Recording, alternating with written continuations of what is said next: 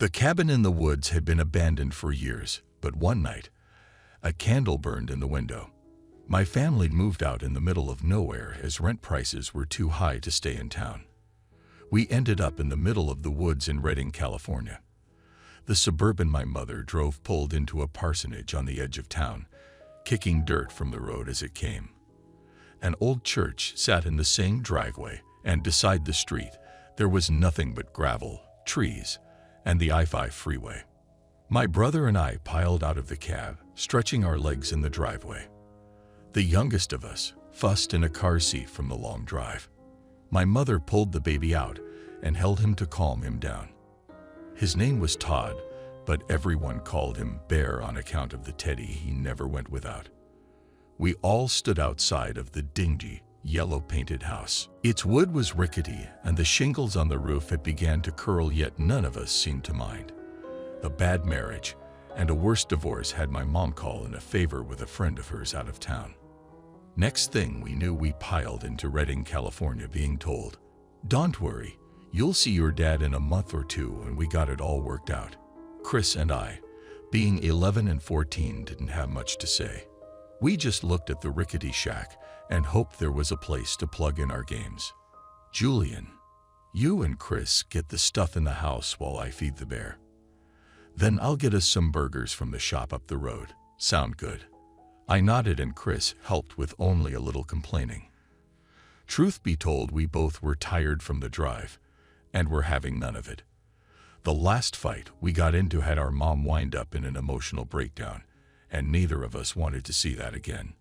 So we did as we're told, and started falling in. The inside had the basics: a dusty carpet, working plugs, water that tasted like it came from a hose. Apparently the preacher who lived in here before us was involved in some kind of scandal. We didn't know much, but my mom's friend was a member of the church, and they needed someone to keep an eye on the place. We needed a place to stay, so it was a match made in heaven. I remember the place smelled of mothballs and the faintest scent of a dog now long gone. I was allergic as the smell made my eyes itch, but I always wanted one, so I never said a word about it. The living room was sectioned off with a wall. The back half held a fireplace with an extra bathroom by the glass back door. That's where Chris and I would stay. Mom would have the room in the back with the toddler in a crib. Weeks went on as we unpacked.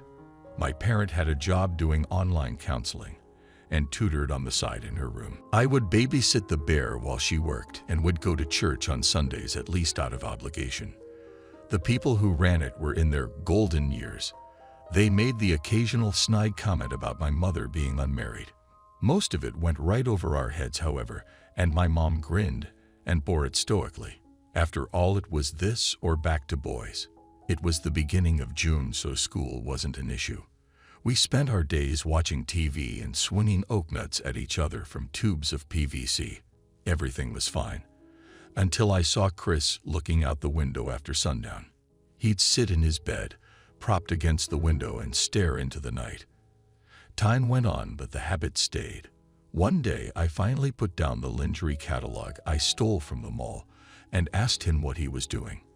"We're the only ones out here, right?" Chris asked, not so much as looking in my direction, except for the cars on the road. "Yeah." I wondered what it was he was getting at until he pointed outside. "You see that?" he asked me as I peered over his shoulder, and sure enough I did. Way out in the woods behind our house, there was the tiniest flicker of light. It was out in the hills where, to our knowledge, it was nothing but trees and Shasta Lake on the other side. "It doesn't happen every day," Chris explained, scooting over to give me room to see. "At least once a week the light comes on, and all the birds in the woods go quiet. They do not." This wasn't the first time he tried to scare me with nonsense, but the look on his face told me he was nothing but serious. No giggle, no poorly hidden smirk, only the look of curiosity and a little fear. After replying in disbelief, I peered into the darkness and tried to look again. The light flashed with a rhythmic pattern. It would go on and off again, over and over. It was the strangest thing ever. Something told me there was more to it than that, yet I was more concerned with what Chris told me a second ago.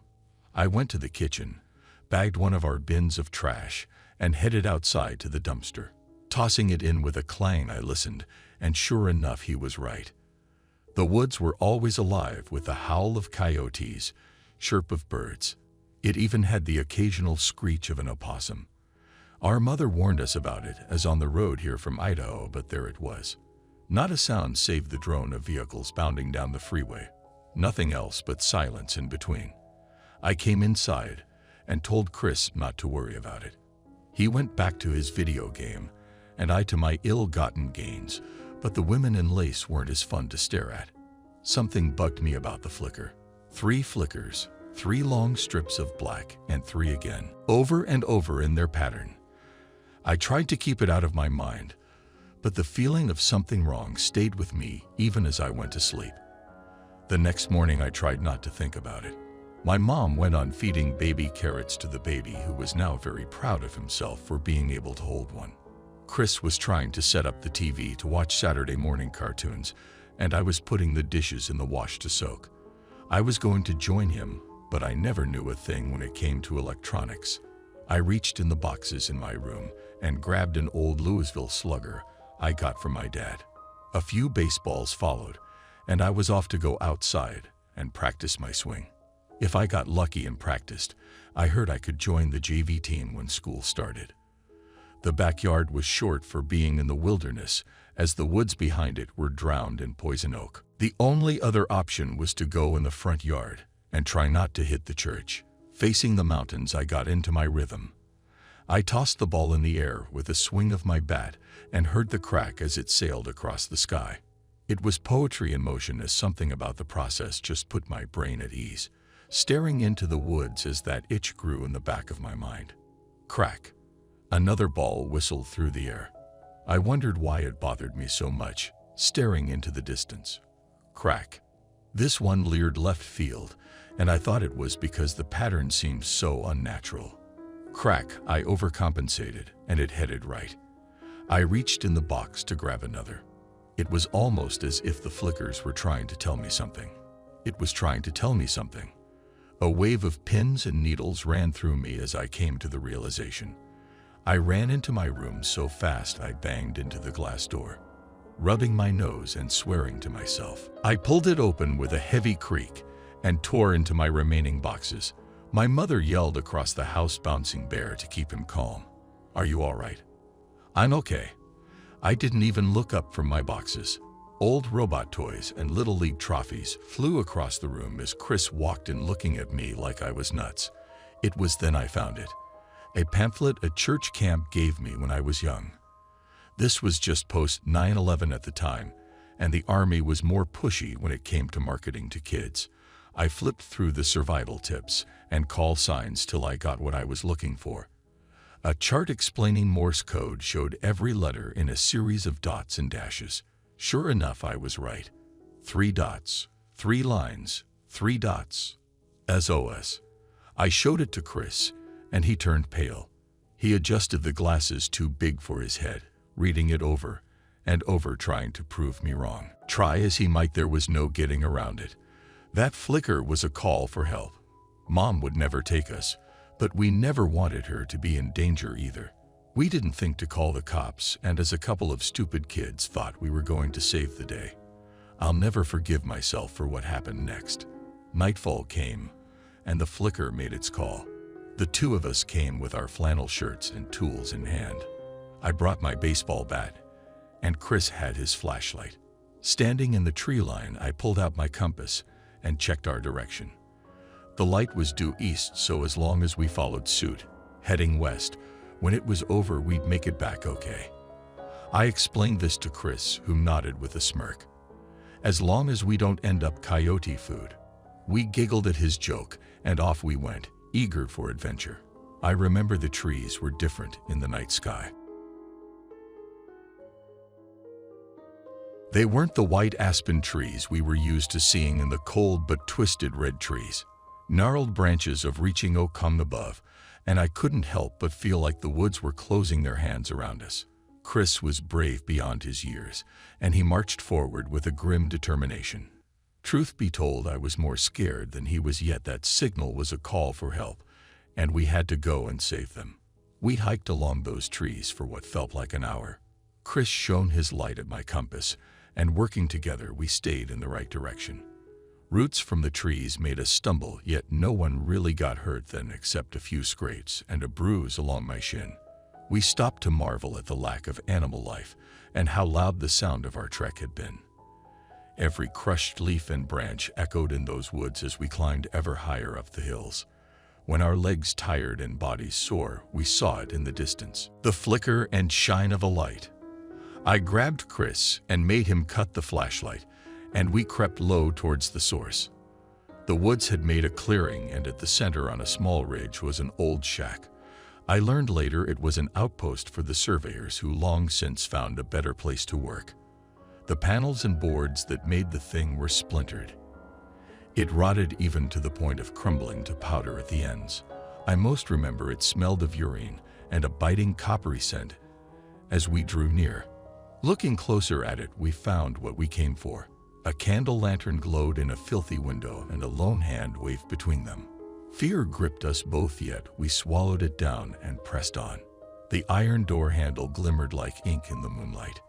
Chris stood behind me while I held the door with my free hand gripping the bat.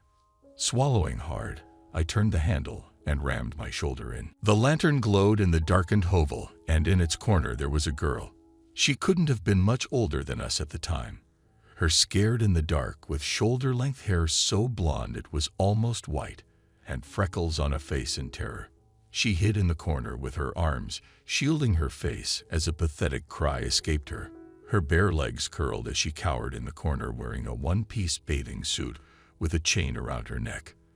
The irons were bolted to the wall in a setup that looked new compared to the rest of the place.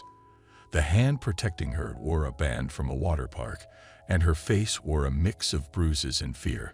"Please, don't hurt me anymore," she sobbed as we stood in the doorway, our silhouette making us look like monsters. Her plea for mercy snapped us out of our shock, and we immediately came to help. Chris removed his flannel while I looked around the house for a key. "Hey, we saw your signal. It's okay, we're here to help." Chris consoled her while I checked around the table and chair for a key. The place had all the signs of a regular stay. Beer bottles, canned chicken, and jerky. A mattress lay in the corner, and a handful of small glass pipes and empty baggies. A bucket and a bag of dog food were left by the girl, a clear sign of her conditions. "Ask her where the key is," I whispered low across the room, looking around the counters left by the original owners. She pointed to the top of a tool closet used as a coat rack. Sure enough, as I reached my hand above, I felt the cold metal keys in my grasp. I hopped down, and we set her free. The rash and cuts around her neck must have burned, but she choked a sigh of relief. She shivered in the cold, rubbing the wounds where the choke chain had been. "How'd you get the lantern tied up like this?" I asked her as she got her bearings. He said if I was quiet, I could have the light. Her chest heaved with a panic attack brewing at the thought of her captor as she started to cry. "He hurt me," she sobbed, holding Chris' shirt as a gift of decency to her chest, warding off the memories and trauma. The sight made us want to cry as well, but we held it together and got her to her feet. As we stood up, we heard a rumbling from an old engine. Headlights shone across the night. A car door slammed, and a man came running from a pickup truck that looked as ancient and beat up as the house. He stood in the doorway, cornering the three of us, a towering figure, obese with a second chin wriggling as he spoke. He wore a grease-stained wife beater that stunk with malt liquor and filth. The stains off-colored pooled around his neck and pits. A pair of jeans covered in food with a large belt buckle that peeked beneath the weight of his hanging stomach. His arms were yoked, and the hair that crawled from the sides of his balding head to his mustache was a slick, oily black. His breath was hot and stunk as he swore at us, demanding, "Where do you think you're going with that?" His disgusting hand pointing a round, fat finger at the girl. I couldn't say a word. I did the one thing that the synapse in my mind allowed, and I threw my baseball bat as hard as I could. It spun through the room and hit his skull with a crack. He stumbled back enraged as I grabbed a lone chair, smashing it against the window. Chris, and I grabbed the girl, tossing her through the hole. She landed in the broken glass and dirt, with a thud, yet adrenaline had kept her going. I hopped over next with Chris behind me. I was going to turn and catch him to help him land. His hands gripped the windowsill, and as I looked up, his head and chest were free. His eyes went wide, and I heard him scream as he disappeared, pulled back into the darkness.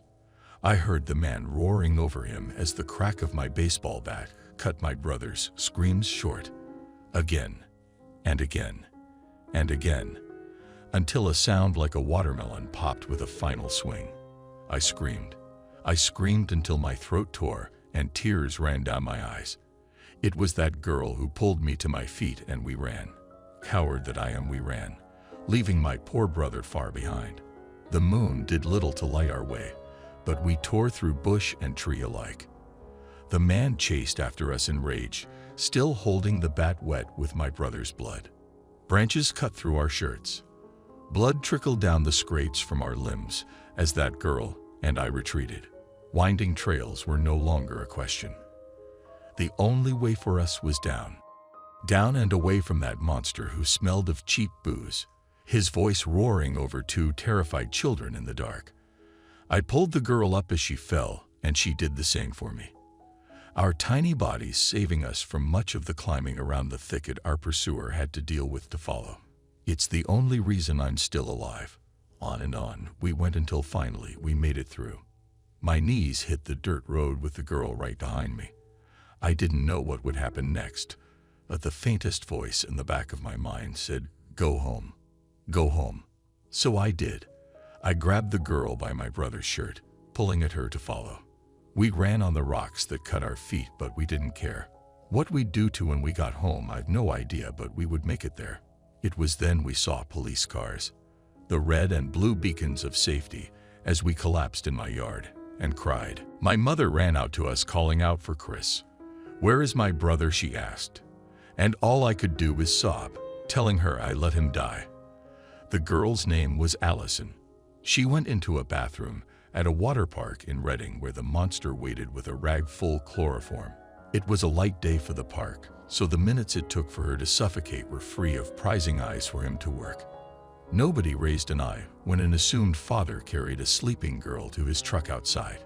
She was meant to be sold from that place and never seen again, the fifth missing girl in a month. The police went on the lookout. They found my brother's body, which had a closed casket burial, paid for by the church. We moved out from there a week later as I couldn't sleep anymore, and when I did, I woke up screaming.